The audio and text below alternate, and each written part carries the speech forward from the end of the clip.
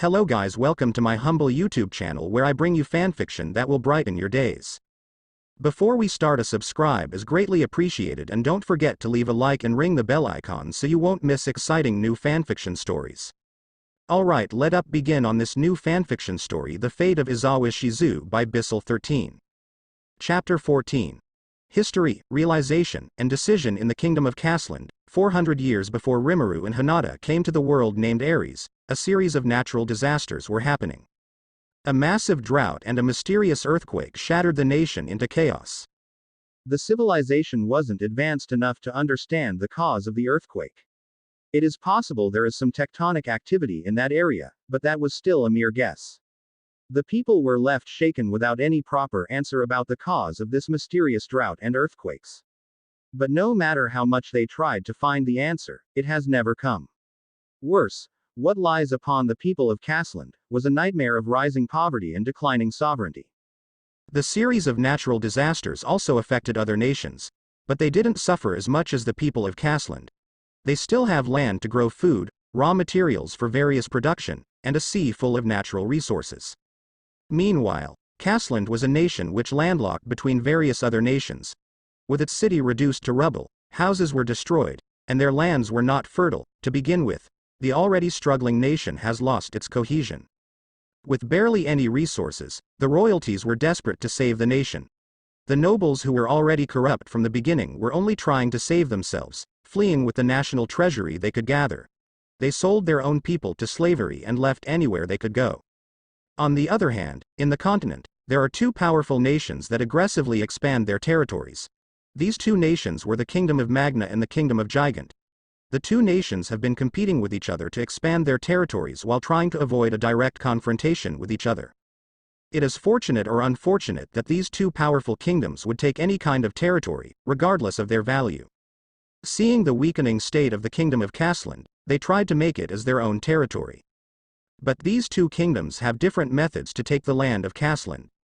The Kingdom of Magna wanted to make Casland their vassal state by offering protection and relief resources such as supplies and finance. In return, they wanted a large sum of human resources for their military purpose and huge tax from every sector in the Kingdom of Casland. Meanwhile, the Kingdom of Gigant wanted to use a more radical method by military force and make them forcefully submit to the Kingdom of Gigant without any terms. Without any option in their hand, the royalties agreed to the Kingdom of Magna proposal. At that time, the king who ruled the nation was Constance's direct ancestry.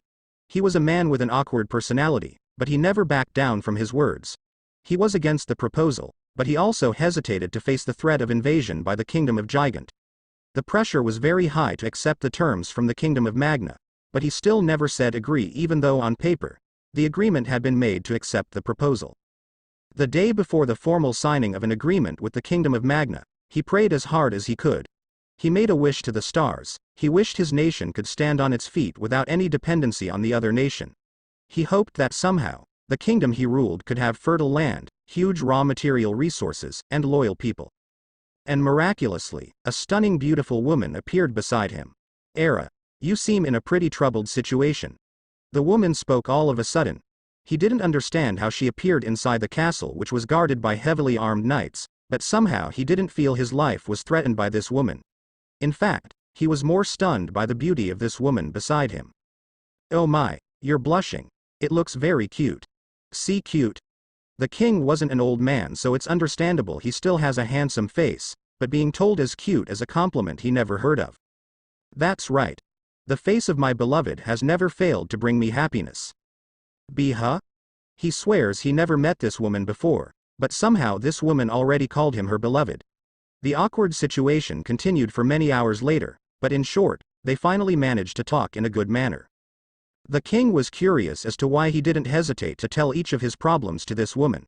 And more surprisingly, this woman always smiled and gave him a gentle touch of comfort. "If you let me, I can fix everything that bothers you," she said. "What? How?" "Foo-foo, you'll see. But I won't do it if you didn't want it." "I want it. Please, help me." The king was desperate about his situation, and without any second thought, he gave permission to this woman to do anything she wanted. "Hugh, being relied upon is surely a feeling I have been missing for a long time. Then, be my witness, my love." She then walked to the balcony, stiffened her posture, and then flew. The king almost didn't believe his eyes. The woman with the long blue hair, with an exotic dress which was a bit seducing, flew away without any wings or sounds. He still could see her figure, but she was definitely out of reach. And what happened next was beyond anything he could fathom. She raised one of her hands, and he felt a chilled wind down his spine. It was a terrifying feeling, yet he believed she didn't do any harm. That chilly sensation was happening for a couple of seconds. And after the sensation was gone, he saw the land in front of him was growing a lot of green trees. Those trees are not just ordinary trees, they also have fruits and strong trunks just by seeing them. Fufu, this is just the beginning. Next, it will be grander. Somehow, her voice are reaching his ear even though she looks far away from him. Wait. Era. What's wrong? Who are you? Oh, I forgot to introduce myself. Fufu, then please remember me well. My name is Velgrind. Grind? Yes, the scorched dragon Velgrind. He was certainly surprised by that introduction. A dragon? What is that? And it will take a long time before they both can have the same understanding of what happened. The kingdom has undergone a massive change since that night.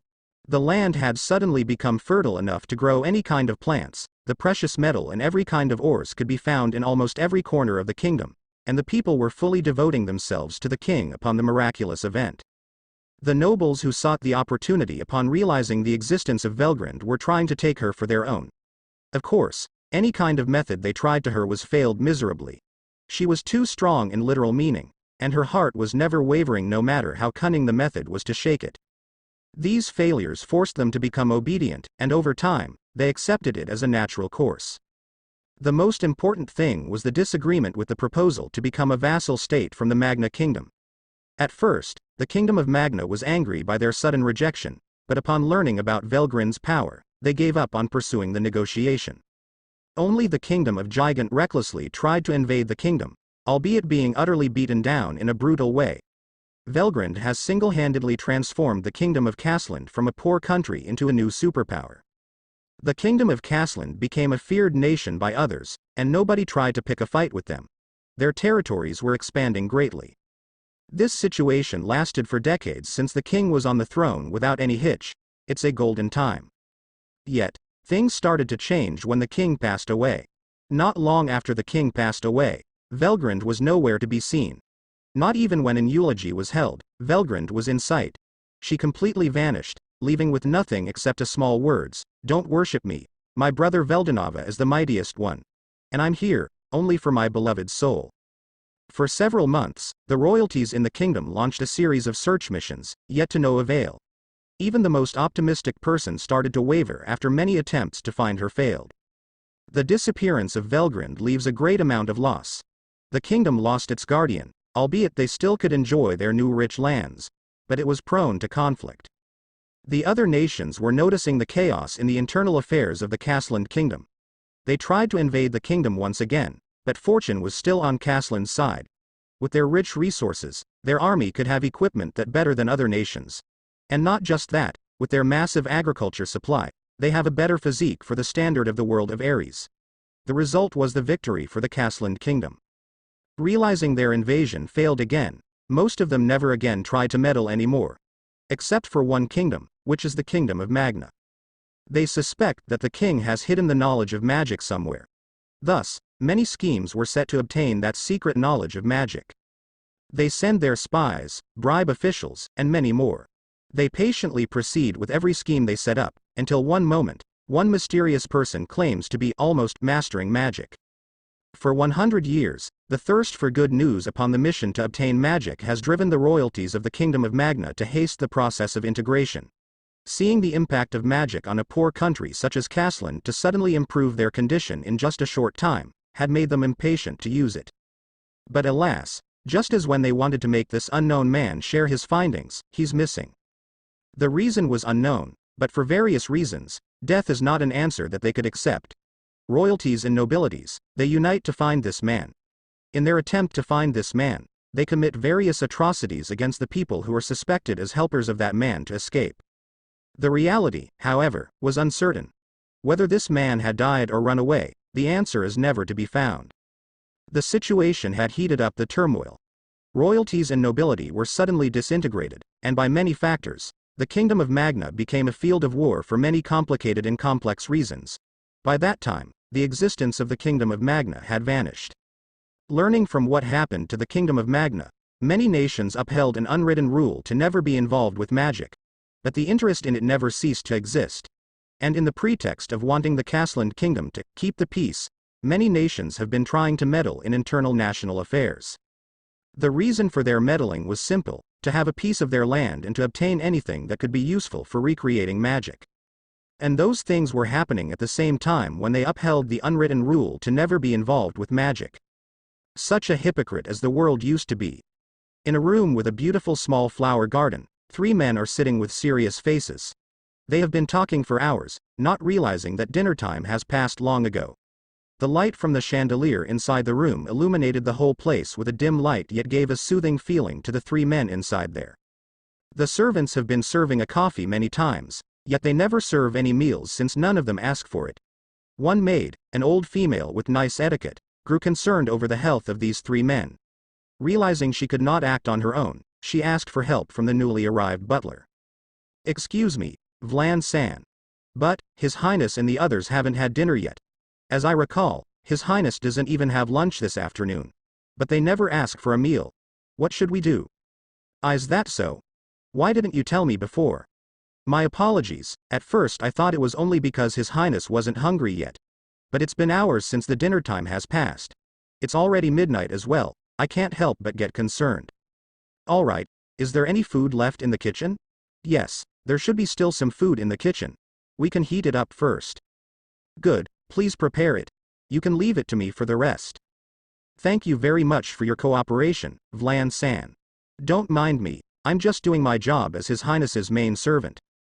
The old woman gave him a smile and went off to the kitchen. After several minutes, she came back with a tray. There are 3 plates of meat pie, cooked fish, 3 pieces of bread, a bowl of fruit, and a jar full of fresh water. Vlan gave her a smile and nodded as he took the tray. The old female servant, meanwhile, is gone for rest after getting permission from Vlan. Vlan brought the tray to the room where the 3 men had been sitting for many hours. "Good evening, everyone." He clearly just barges in without any restraint. This act, of course, was enough to make them flinch a bit. Except for Rimuru, who already noticed him beforehand. "Whoa, Vlan. What are you doing?" Constance already starts to reprimand him, while Count Billard is keeping quiet. "Forgive me, Your Highness. But it's already midnight, and you all haven't had any dinner yet. So here, please eat and pause whatever you've been talking about before." "Oh my, that's pretty much an insolent word for a servant," Count Billard commented. But Vlan was only smiling after hearing that comment. "I'm sorry, Count Billard, but Vlan has a tendency of being rude and brazen to whoever he's talking to.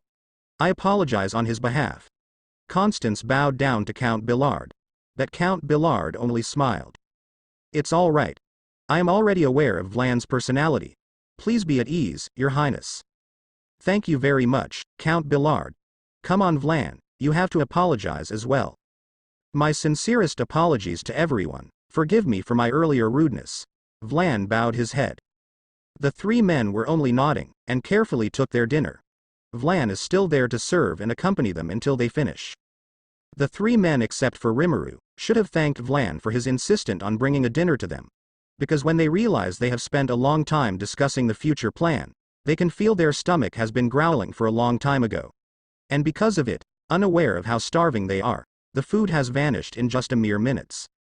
The discussion had gone very long and exhausting, yet it was deemed as necessary until the 3 of them forgot about their own self. Seeing this, Rimuru has deepened his own resolve to help Constance win this civil war. After finishing the dinner, all of them stared at each other, thinking about what should be discussed next. Vlan has taken everyone's dishes and dismissed himself to take a rest. "Vlan has taken a rest. How about you?" Rimuru asked Constance and Billard. "Don't worry, I can still think very clearly," Constance answered. "Your Highness, it's commendable for you to stay awake for hours doing a good deed, but you can't force yourself or you'll collapse and make yourself absent in the upcoming important event." "But I'm fine, really. We haven't finished yet either." "I agree with Billard-san," Rimuru interjects. "But Rimuru, we still haven't decided on." Don't worry. We can talk about it tomorrow early. Right now, we all need a rest. Don't you agree, Bisel13? Yes, I agree, Rimuru-sama. Even though it's important, we need a much more relaxed brain to think about these important discussions. Count Bisel13 agrees with Rimuru. See? Let's get some rest first, Constance. Believe me, tomorrow we're in a better shape to discuss things more. Constance seemed to hesitate, but given the person he needed to discuss with was in favor of holding the talks, he can't pursue any further. As a matter of fact, he hasn't realized how fatigued he is. So in this case, Rimuru and Count Bisel13 were actually doing the right thing for his sake. Alright, I understand. Sorry for forcing you to continue like before. Good decision. Hard work is a good thing, but rest is a must. I too have gone a bit tired, to be honest. Rimuru positively responds to Constance's words. I thank you for the awareness of having a good rest, Rimuru-sama. This old man has gone pretty fragile to have a breakdown in any circumstance. As much as Count Bisel13 tried to say those words in a joking manner, he could not deny that what he just said was the truth. Unbeknownst to Constance, Count Bisel13 has been enduring his fatigue long time ago. Ironically, Constance was also enduring himself. The difference is, he didn't realize it. And because of it, he wasn't aware of Count Bisel13's has gone tired. Only Rimuru is aware of these two men's conditions. That's why he proposed the idea of having a rest. No problem, Bisel13-san. It's only natural to have grown tired. Now let's go to our room and have a good night's rest. Yes, I shall head to my room now. Let's meet again tomorrow morning. Constance had stood up and was ready to go back to his bedroom. Certainly, Your Highness. Count Bisel13 bowed himself and called Aiden, who turns out still awake, and escorted him to his room. Rimuru in the meanwhile, had no problem to heading back to his room alone. Rimuru's pav. Phew, finally I can bail myself out of that discussion. If I could choose one word for the discussion before, I would say exhausting. But despite it being exhausting, I didn't really mean it. I didn't feel any exhaustion, and in fact, I'm still in good shape. But really, if I still had a physical limitation, I would have gone pass out from that discussion. The never-ending information to process, and the constant questions being asked around, would fill my head with dizziness. I can't imagine how much Bisel13-san had to endure Constance's barrage of talks, and for Constance himself, I cannot understand where his energy came from. Constance doesn't seem to really care about himself. Most probably, he experienced something that caused him to stop caring for himself. That's probably right. We hadn't talked anything about his past, but I have figured out some of the main problems of the situation in this nation. Looks like I have to discuss it with Seal and Hinata. I will gladly do it with you, Master. No, as I already said to myself before, I wouldn't make myself work on everything by myself. Besides, Seal is my greatest partner. And with Hinata as my companion, I would also need her opinion. And speaking of Hinata, she should have come back from the barracks, right? But well, even though she already come back, it's not appropriate to talk to her straight away right now. I guess even though she's a saint, she's not completely immune to fatigue like me. So for tonight, I think I would also take a sleep. Or so I thought. I walked to my room alone since every servant in this manor had gone to sleep, and since my room and Hinata's were side by side, I could guess if she was already coming back or not by hearing the sound inside of the room. And hey, I'm not peeping, okay. As I neared the door to my room, I could hear some walking sound inside Hinata's room. I take that as proof she already came back. But as I said earlier, I think it would be inappropriate to come to her right now. So with that in mind, I opened my room and dismantled my equipment. I didn't bring much though, only a small waist bag and a sword. I locked the door and changed my clothes, then started lying on the bed. I haven't changed my form into a slime since I came into this world, and that has to wait since I made myself look really like a human here. Well, I already preparing myself to sleep, so what am I waiting for? Knock knock. Knocking on the door. Who's that? It's Hinata. Master. I thought she'd been resting herself. What does she want? Can I come in? I hear Hinata ask behind the door. Sure, come in. I open the lock and open the door for her. She's already changed her clothes into a simple white sleeping dress made of linen. She immediately walked inside my room and took a seat on the bed. She has a serious look on her face, and staring at me with questionable looks. So, is there something you want to talk about? I asked while closing the door and locked it. Yes, and I need your knowledge in this. Sure. What can I do? Listen to me. I'll be straight to the point. There's unknown power in this world. And it's not magicals, not a skill, and not even a spirit. What? What do you mean by that? I mean it as I said. There's something that enhances the physical ability of the human body. I see it with my own eyes. It happened to Captain Allen and some of the knights. I don't know for sure how that happened. Wait a minute. Can you describe it to me more clearly? I'll show it to you, Master. Hold on. What do you mean by showing it, Seal? I also sensed the anomaly from the barracks during Master's discussion with Constance and Count Billard. I tried to analyze it, but it's still lack of data. But I can show you the footage. Wait. During the discussion. So that's why you suddenly stopped talking in the early meeting. Tee-hee. Don't tee-hee it. But before I could grumble more about it, Seal already showed me the footage of Hinata and Alan-san's sparring. Hinata is clearly holding back a lot, as she always doing parrying and dodging. She's even faster than Alan-san. Even by our world standards, Hinata is one of the strongest fighters in the Western world. I think, even if we also count the warriors from the Eastern Empire, Hinata is more than just a middle-ranked tier. It's futile to have Alan-san fighting against her. But I really commend Alan-san's determination to keep attacking Hinata. The fighting kept on going for some more minutes, and I activated thought acceleration while I watched the footage. I'm aware I'm still talking with Hinata, yet Seal showed me the footage. The moment I've been waiting for has arrived. In the last attempt to have a score on Hinata, Alan-san is charging at full power with all the remaining strength he had to Hinata. And that's when the odds are coming. He ran much faster than a normal human can do, he's even faster than a horse, almost as fast as wind. He jumped more than 3 meters high, and the clash between his sword and Hinata's made a small shockwave around them. This is not normal. But what caused this to happen? I had a spar with Captain Allen, and he fought very well. In his last attack, he showed a superhuman ability that would be an anomaly to a normal human. He ran as fast as the wind, he jumped around 4 meters high, hit my sword along with a shockwave ran through the field. The interesting part is when he prepared himself for the final strike, he took a deep breath and at that moment, I saw something I cannot explain. Hinata explained her version although secretly I already watched the footage. But her explanation gave me more details than just what I saw. Especially the part when she saw something getting inside the body of Alan-san. And what did you see? I would tell you if I knew. But all I can say is, that it is some sort of particle. It mixed around the air and was very small, almost smaller than dust. In Captain Allen's case, the particles have a mixed color while the others who also did the same feat had one solid color. The others. Yes, I also had a spar with the rest of them. Or at least, some of them who had a will to fight me. But not all have the same feat. I had a spar with some dozen soldiers and knights, but only a quarter of them showed the same feat as Captain Allen, even though they did not completely do the same as him.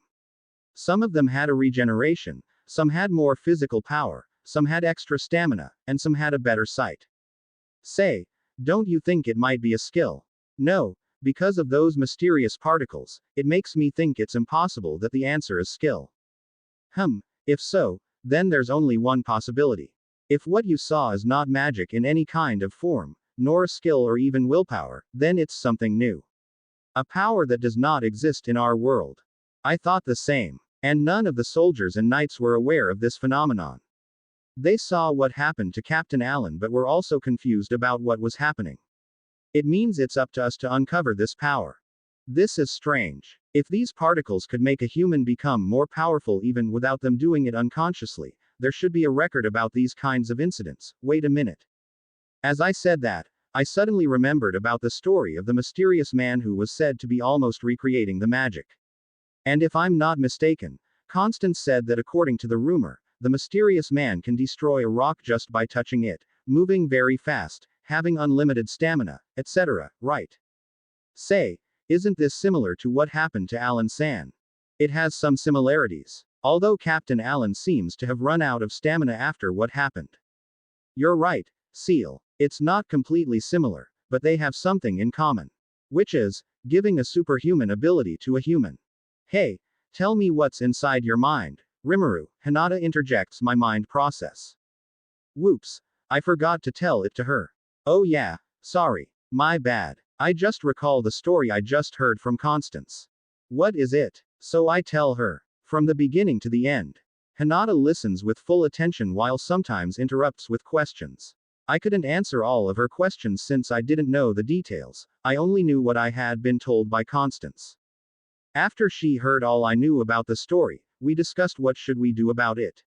But, I think even without discussion, we both are having the same page about where to start. We don't have time to figure out this power. Our priority right now is to help Constance win this war. I made my first argument. I'm kinda surprised you're not going to pursue your interest in new things.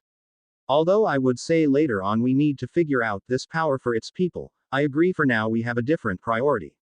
Oh come on Hinata. You know I was interested, but we have priority to handle. After we finished helping Constance, I would definitely investigate this mysterious power. You said it to yourself that we wouldn't take many times in this world. Yeah, I said it. Now I think I should take it back. Well, I won't say you don't have to. But remember your duty in our world. We also facing a great war, remember? Yeah, and I know where you heading this conversation. Don't worry, I wouldn't abandon my own duty as a king. That's what I want to hear. She stood up and walked to the window, watching the horizon and the night sky. Although in this world there is no energy to keep the street illuminated with light, the night torch and a dim light made from it could give a pretty view. While Hinata was looking outside the manor, I sat on a chair near a work table. We both have been in silence for a few moments. I don't know what to say, but I also didn't want to disturb her own thoughts. She looks like in deep thinking, since she's been standing there for a while without any words spoken. As I saw her back from this angle, I suddenly thought that maybe this is how Shizue-san always looks at her. A troubled girl who never says anything about her problems. A stubborn child who always had a mistrust against the others, but dared to do everything on her own.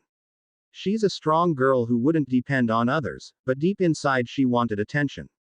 I wonder how bad she'd been before meeting Shizue-san. Hinata who appears in front of me is someone who already makes peace with what she's been through. She has scars, it's understandable. But she didn't bleed from those scars anymore. How in the world did Shizue-san manage to heal those scars? Rimuru. As I was lost in my own thoughts, she suddenly took me aback by calling me. Yes. Can I ask you a question? Sure. Why not? Do you wish Sensei is still alive? What is she asking? Shizue-san is still alive. I mean, that would be very lovely. The kids wouldn't be saddened by her death, Hinata wouldn't be lost in vengeance and regrets, and Yuki wouldn't stray too far from his path right now. Everything might be better if she's still alive. Of course. The kids wouldn't have lost their mother figure if she was still alive. You won't waste your time regretting your decision, and Yuki won't be this bad. Everything would be better, don't you think? She nodded and smiled a little, but her eyes showed a sad look. I knew you would say that, she replied and continued, but believe it or not, all of them were resolved by you. What do you mean? The kids might lose Sensei, but you saved them and now they are still able to live to see another day. I learned an important lesson to always try to understand other people, even though I have to get through the regret moment. And Yuki, well, he's on his own. He has his own goal. And he achieved what he wanted by himself. Instead, if Sensei is still alive, she would be thanking you for being his enemy. Sensei and I would never be able to be his enemy, because we're not as powerful as him. But you're the only one who can stop his ambition. But that makes things ugly between us, you know that? If Shizue-san is still alive, she might be. Cannot do anything.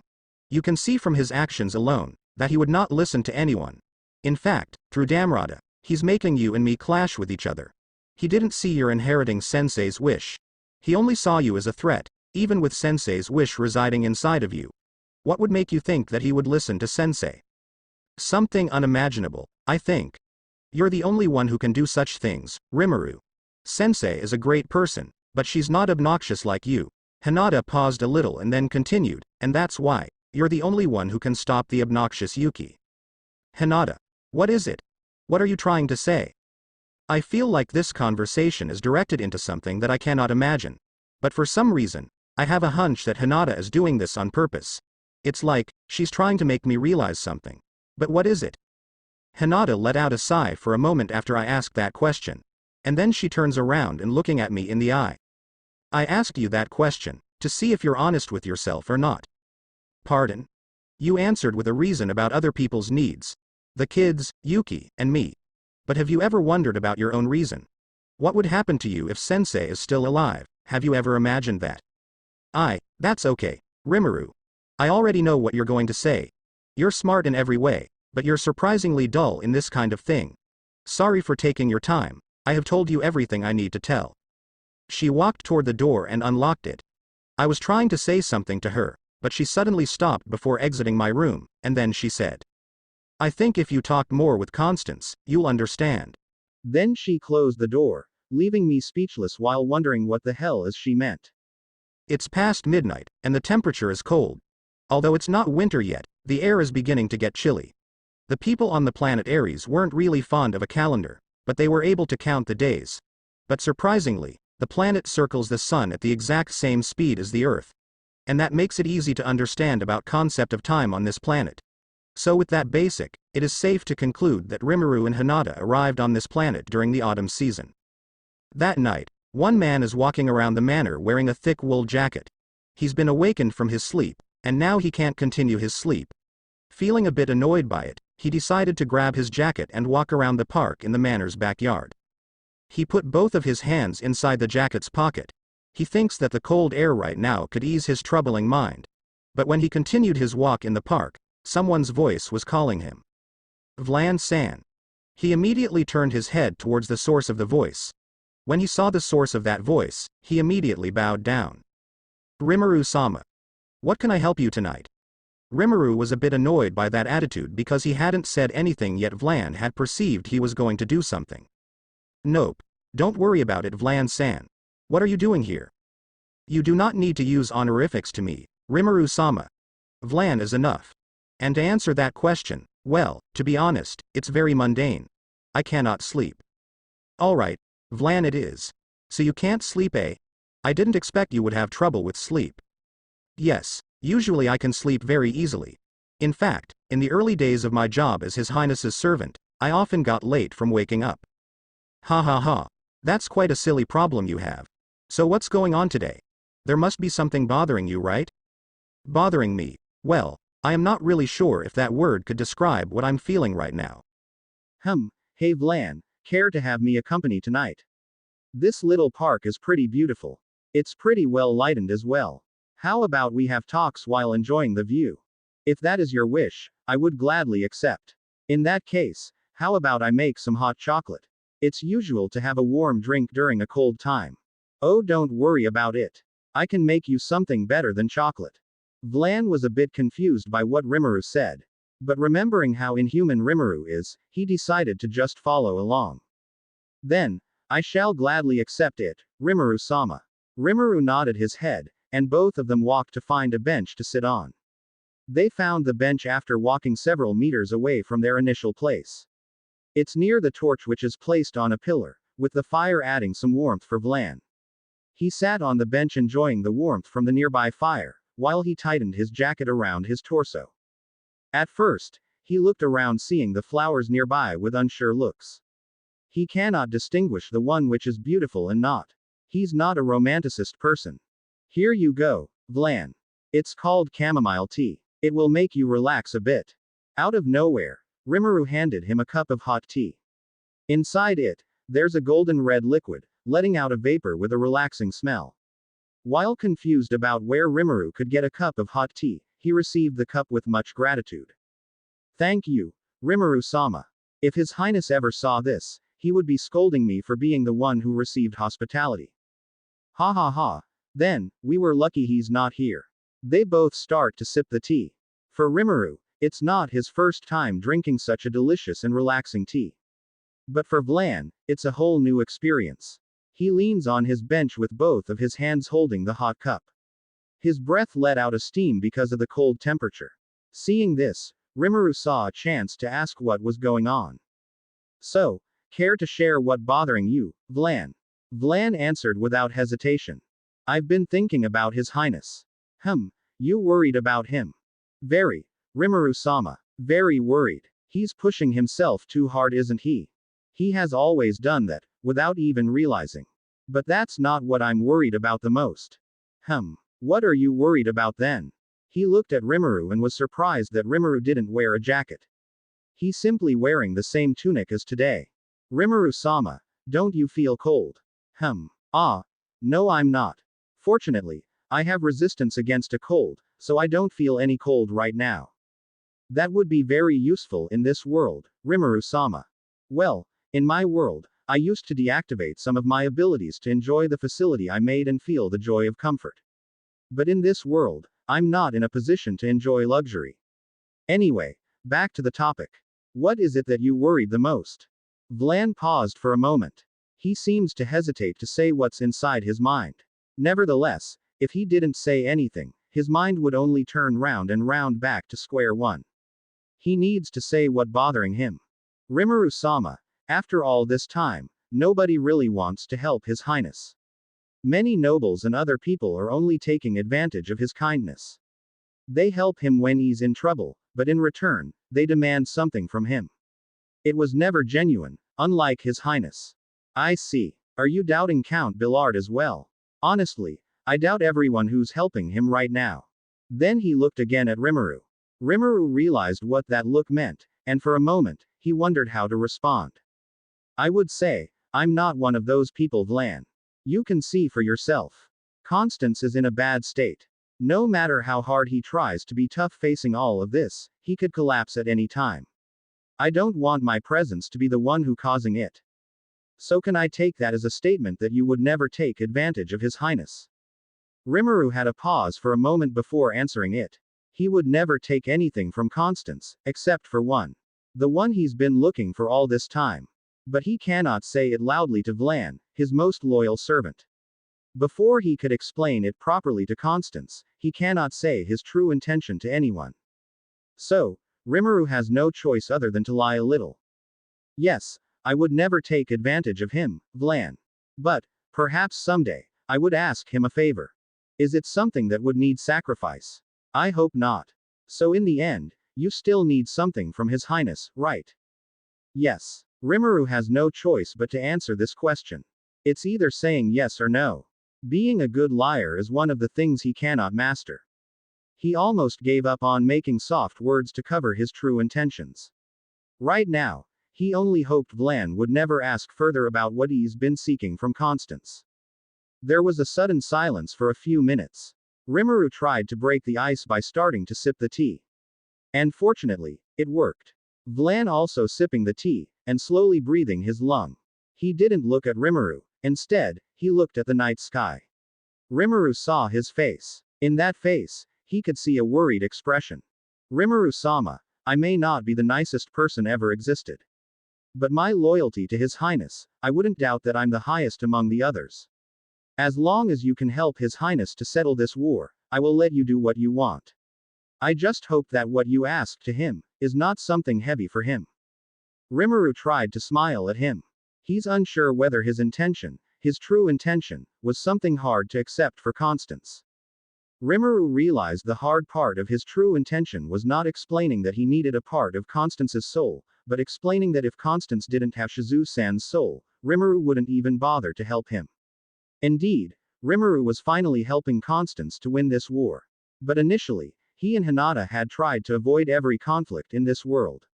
In that sense, if Constance was not the one who had a part of Shizue-san's soul, they would ignore Constance's circumstances. But for now, Rimuru decided to brush it off and switch the topic to something more fun to talk about. Well, anyways, Vlan, would you like another cup? I still have plenty. Vlan smiled at him, realizing his own topic had been brushed off. But now he knows that Rimuru has his own agenda. It makes him a bit relieved that at least, he knew that Rimuru was hiding something. Whether it's dangerous or not, he would patiently observe. For this kind of problem, Vlan has a big amount of patience. I would love to. Rimuru-sama. Then, here it is. Out of nowhere, a teapot appeared on Rimuru's hand. It still contains a hot chamomile tea, and Rimuru casually pours the tea into the cup that Vlan's holding. Seeing this, Vlan is once again amazed seeing the sight. The power of magic is something unfathomable, Rimuru-sama. I wonder if I can master it as well. Unfortunately, you can't. Magic needs a source. In my world, we call it magicules. And in this world, I don't find any magicules in the air. Even though what Rimuru has done is not magic, he chooses to let it slide by explaining a bit about magic. He continues the explanation about magic, although only the basics. He tells Vlan about the importance of magicules, the chant, the imagination, and the capacity to draw a particular spell. So that's how it works. Then is it impossible to recreate the magic in this world? Nothing is impossible, Vlan. But, you know, it's never easy to create something we never knew before. Even if we have guidance, without someone to teach us, it would be very difficult. You're always trying to be optimistic, Rimuru-sama. Haha. Well, I was known to be a naive person in my world. I would never stop believing in something, even if I failed on the first try. That would be very nice. Rimuru-sama, may I ask you something? Sure. What is it? How long are you gonna stay to help His Highness? Rimuru smiled after hearing this question. He expects something about his true intention or else, but turns out, it's an easy question. As long as I can help Constance run this kingdom. That means, you would help him even after the war ended. Yes, if he still needs me. Believe me, Rimuru-sama, you and Hinata-sama would be needed for the rest of his life. Then, I would help him for the rest of his life. Vlan was surprised by this answer. Before, he only said that with the intention to joke. But turns out, Rimuru answered it with the most unexpected answer for him. As for Rimuru himself, his answer is not a joke. He can manipulate time, so he can spend time as much as he wants in this world and come back to his own world at the same time as he left it. But without knowing this, it's only natural for Vlan to be surprised to the bone. Are you sure, Rimuru-sama? Yes, of course. I won't back down from my decision. It's rather hard to believe, Rimuru-sama. But I'm glad you do. Before you were worried about me taking advantage of him and now you're grateful to me for being on his side for the rest of his life. I know it's weird, but His Highness and Rimuru-sama would make a great team. Because of my power. Not just that, but because of your personality, Rimuru-sama. Ho ho, what makes you think so? Vlan drank the rest of his tea and paused for a few seconds. He averted his eyes from Rimuru and looked to the empty space in front. Then, after another second, he replied. All this time, His Highness never had someone to freely talk about his problem in leading his people. Sometimes he talked to me, but no matter how hard I tried to understand, my brain could never keep up with his problem. I can only make his favorite food when that time comes. But with you, Rimuru-sama, I can see he finally has someone he can walk together with. Someone who has the capability to lead a kingdom. Someone who can be shared about his problems. Someone who he really trusts. I'm honored to be praised that much, Vlan. But really, I'm not that good person either. I have to disagree with that, Rimuru-sama. In fact, if you are a female, I would love to arrange a marriage between you and His Highness. PFF'd. Rimuru literally spit the tea he was sipping. He really wished that Vlan was joking. And fortunately enough, Vlan was indeed joking. Rimuru was coughing pretty bad after spitting the tea, and seeing this, Vlan had regretted the joke earlier. Vlan immediately hands out his handkerchief and gives it to Rimuru. My apologies, Rimuru-sama. It seems my jokes earlier are a terrible one. Rimuru, after calming down from the intense coughing, replied bluntly. Yeah, not gonna lie. Your joke earlier is a bad one. I'm a male, remember that. Yes, I will always remember that. Although Vlan said those words with sincerity, he could not hide his amusement for being able to make Rimuru surprised that terribly. His lips showed a smile and tried his best to hold a laugh. Rimuru notices this. He wanted to retaliate, but couldn't think of anything. Instead, he remembered what Hinata just said earlier. I think if you talked more with Constance, you'll understand. Initially, Rimuru intended to calm himself by walking around the manor after that talk. But instead, He stumbled upon troubled Vlan, and after one thing to another, he was sitting here on a bench in a small park in the manor's backyard. Right here, right now, Constance is not the person he's talking with. But Vlan is someone who's been the closest to Constance for many years. Perhaps, on this occasion, it's a good chance to understand something more than just a war. So Rimuru braced himself and asked Vlan. Say, what kind of person Constance in your eyes, Vlan? Hearing this question, Vlan had brushed all of his inner laugh away and thought of the best answer he could give. He is by no means a very kind person. Although I would say, he's a reckless one. A very reckless person. He would give everything he had to help anyone, and that often made him not realize how exhausted he was. I don't know what's inside His Highness's mind every time he goes through it, but he never realizes that he has a limit. And every time he hit that limit, it would bring anguish to him. He would blame himself for a long time, saying he was not good enough. He would apologize to everyone, even when people he apologized to didn't bother at all. Vlan paused for another second. Rimuru remained silent, letting Vlan catch a break and perhaps find the right words. Many people think that His Highness is weak because of it. But I disagree. He stared at his hands, clenching both of them while holding a cup. His Highness is a very strong person. He has the capability to have that tremendous amount of empathy. He lives with constant pain by understanding other people's sorrows. To live a life like that, while still being able to give a sincere smile, he's no weakling at all. His strong compassion to help the others, driven by his enormous amount of empathy, made him the strongest person I ever knew. He felt that everything was his responsibility. He thought that as long as he lived, he was taking a part in making this world to be better. He's such a keeper. He didn't want to lose anyone, even someone he doesn't know. That's why, every life that is lost in front of him, makes him grieve so much. He's burdened with his status, Rimuru-sama.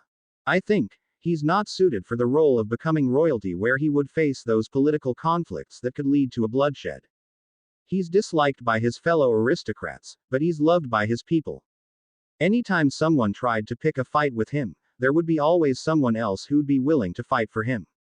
And many times, it ended with the loss of life from his remaining friends. His great empathy and his status as a prince, as a royalty, made people who loved him so much, are willing to sacrifice their lives for him. Yet, that is exactly what made him in constant pain. And I hated it because nobody understood it. I understand, Rimuru replied after a moment of silence covering the air. Do you, Rimuru-sama?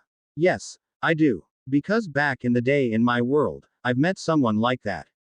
What is he like? She's an amazing woman. Her empathy for the people around her is staggering. She lived with unhappy childhood moments, yet she has grown into a kindhearted person. She fights for the sake of helping the people. And because of it, people hailed her as a champion. She seems to be a significant other of His Highness. Rimuru smiled upon hearing those words, and then continued, she lived her life full of struggle. An endless battle here and there. And people love her. Many kinds of people idolize her. Even until her last moment, she's been struggling to save a group of troubling children. Vlan has been looking at Rimuru since he's talking about his unknown female.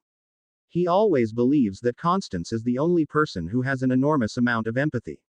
Yet, right now he's been told that somewhere out there is someone who lives with an endless struggle for the sake of helping other people, much like a person he served with utmost loyalty. But Rimuru hasn't done explaining yet.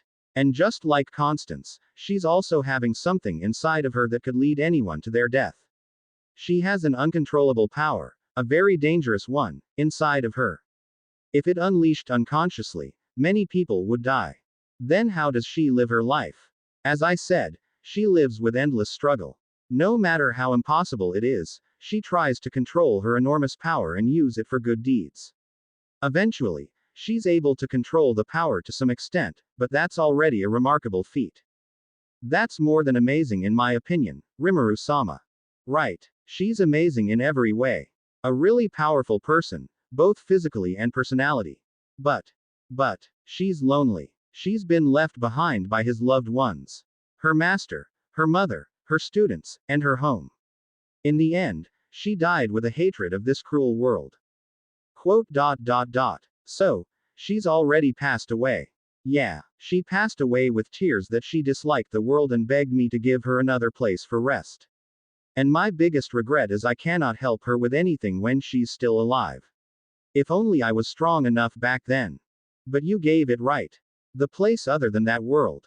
Yes, with my power, I can put her into somewhere else. But that's not the true place for rest. It's not a heaven. Quote. Seeing Constance having a loyal servant like you, made me think that Constance might be having a bit of better luck. He wouldn't feel lonely. I doubt he would ever feel like facing this world alone.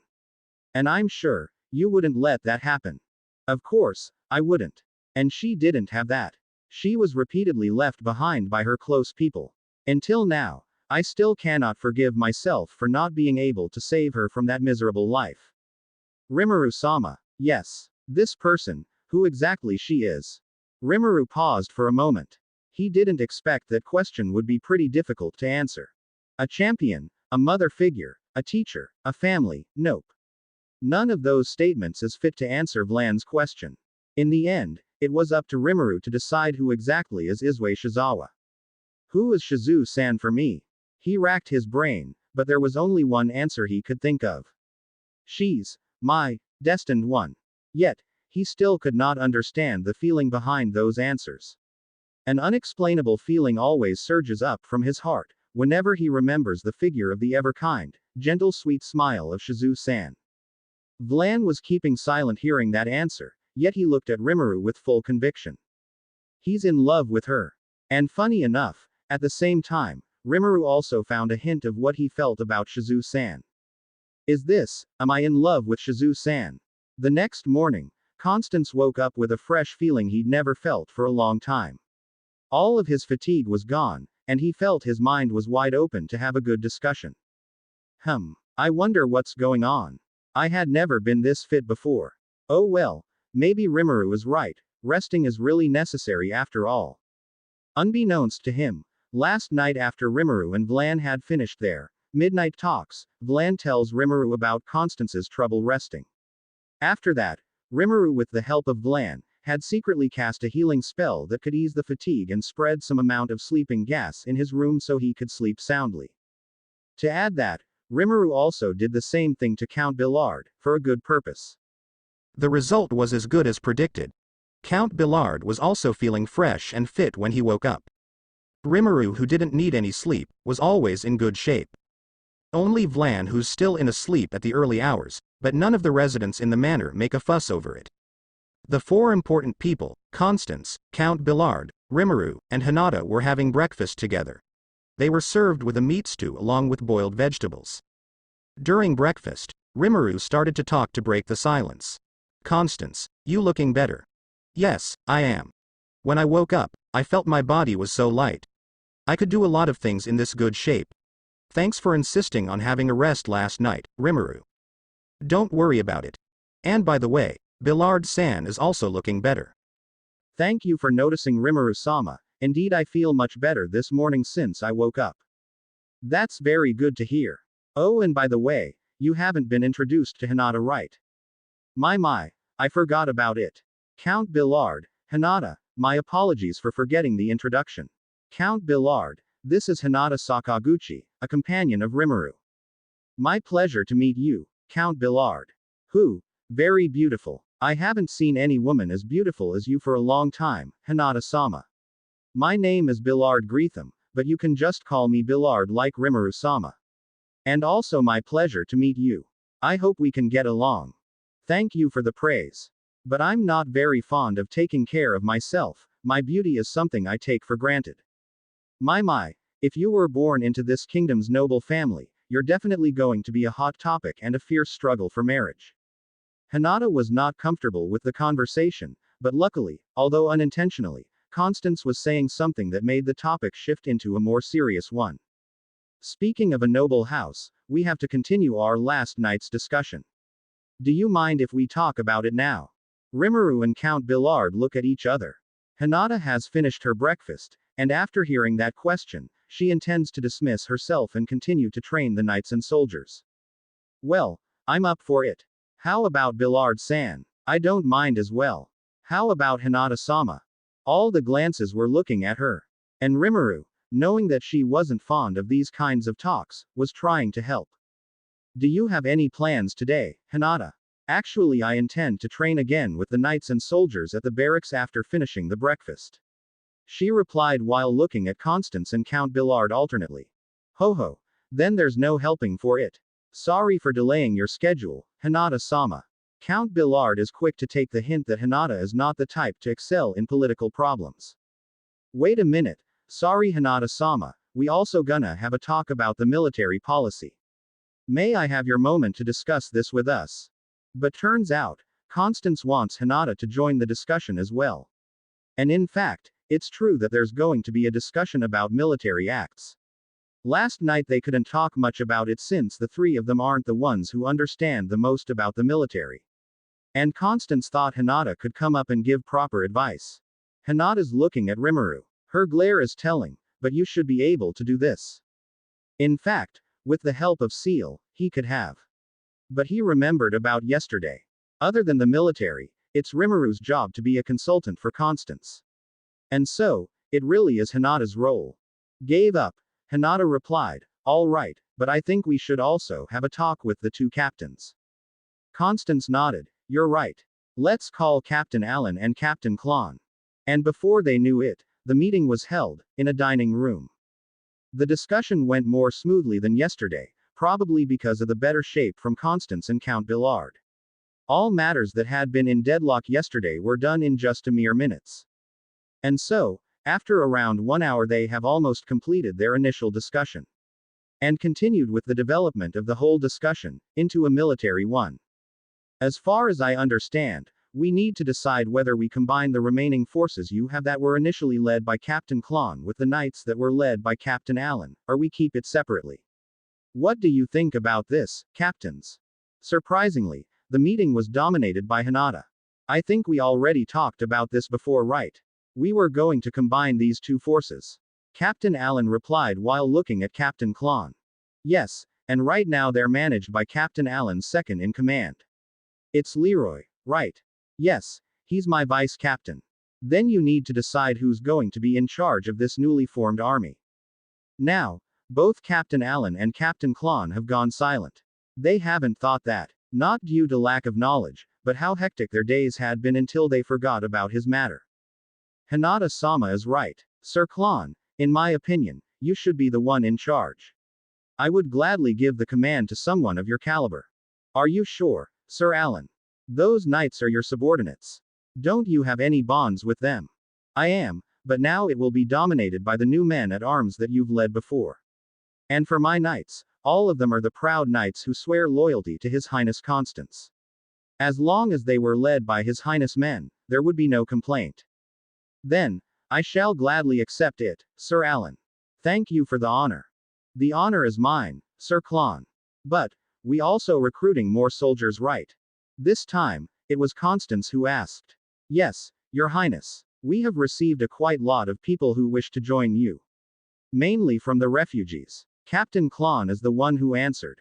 Where are they going to be placed? A new army or the Knights Brigade under Captain Klon? This question, however, cannot be answered easily. The need for soldiers is indeed true, but how many of them is still in question. This is because the supply and the possible battle that could happen were being carefully calculated. The more soldiers they have, the more equipment and provision would be needed. And for now, they barely have enough food to feed the remaining forces. The equipment was also scarce, even though it most likely could be solved by whatever they could find as a weapon. The enemy forces surely have a numerical advantage. From the Knights Brigade alone, they already have 9 brigades, which is equal to 4,500 elite knights. Count Billard also managed to gain some intelligence, although its accuracy was questionable. The intelligence tells that there are around 4 kingdoms that backing up Prince Terrace. All 4 of them sent 1,000 to 3,000 soldiers to his retinue.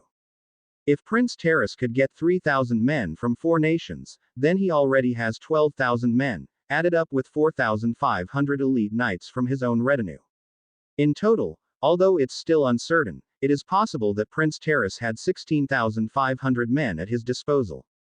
On the contrary, The newly combined forces from Constance's man-at-arms under Captain Klon and the 10th Night Brigade under Captain Allen were only around 3,000 men. It would be a total massacre if they had a battle in an open field. From that alone, it would be understandable to need more recruits. I suggest we place them on a new unit as a reserve. We focus more on the 3,000 men we have right now, and deploy a military campaign with this unit. Hinata made a suggestion. But what kind of campaign can be done with only 3,000 men against an army that has 5 times more than us? Asked Captain Allen. Guerrilla warfare. Captain Klon was the one who answered. Captain Klon is right. We can deploy a guerrilla mission. As a matter of fact, we don't know how accurate the enemy numbers are. Even if they have that much, they couldn't be under one single unit. They must be divided. Hinata added.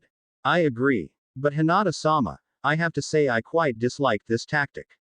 Guerrilla war is not an honorable way for a knight to fight. Captain Klon, the option is limited. Whether the victory or loss. Which one would you pick? My apologies, Hinata-sama. I'm willing to give everything for victory for His Highness. Good, after all, those men at arms are better suited in this kind of battle. I can train them to be able to execute this mission. You will personally train us, Hinata-sama. Of course. Thank you very much, Hinata-sama. While Captain Klon's eyes were brimming with a light of excitement, Captain Allen was flinched remembering how harsh her training was. But that was a story for another time. And this time, Rimuru is joining the discussion. All right, we can settle for our troops' circumstance for now. Hinata, how many days do you need to train the main army?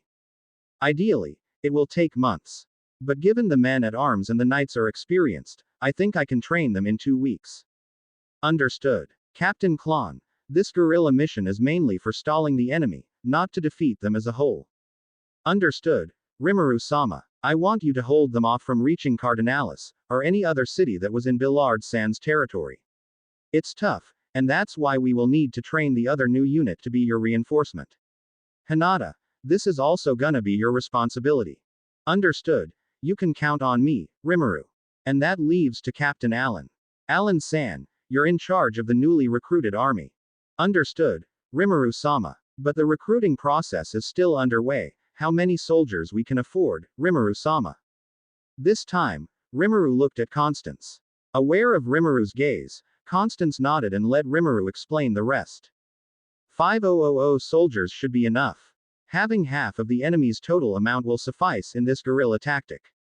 5,000. It's possible to recruit that much, but Rimuru-sama, our supplies are dwindling. Don't worry about that, me and Constance will work things out. Rimuru showed some smug face, while Constance had a tense expression.